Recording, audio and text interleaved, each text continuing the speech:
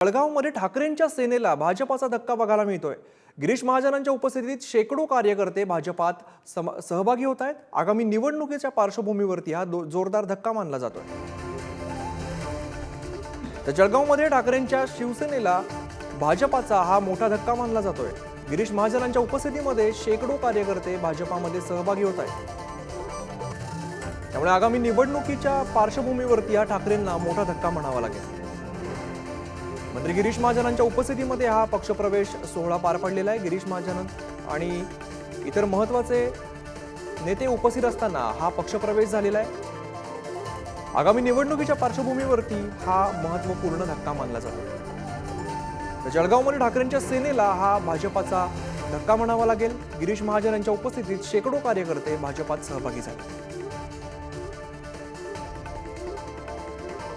अधिक माहिती देतात आमचे प्रतिनिधी सचिन गोसावी। सचिन, जळगावमध्ये ठाकरेंच्या सेनेला भाजपाचा मोठा धक्का बघायला मिळतोय, काय माहिती समोर येते?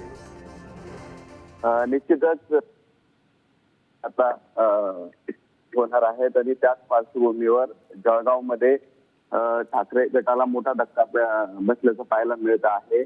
पाचोरा भडगाव मतदारसंघातील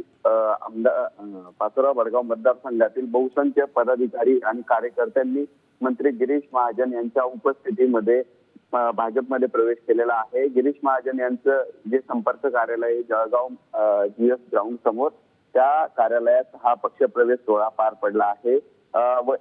पाचोरा भडगाव मतदारसंघाच्या शिवसेनेच्या ठाकरे गटाच्या ज्या नेत्या आहेत वैशाली सूर्यवंशी, त्यांना हा जोरदार धक्का मानला जात आहे। कारण 250 पेक्षा अधिक कार्यकर्ते आणि पदाधिकाऱ्यांनी मंत्री गिरीश महाजन यांच्या उपस्थितीत हा प्रवेश केलेला आहे।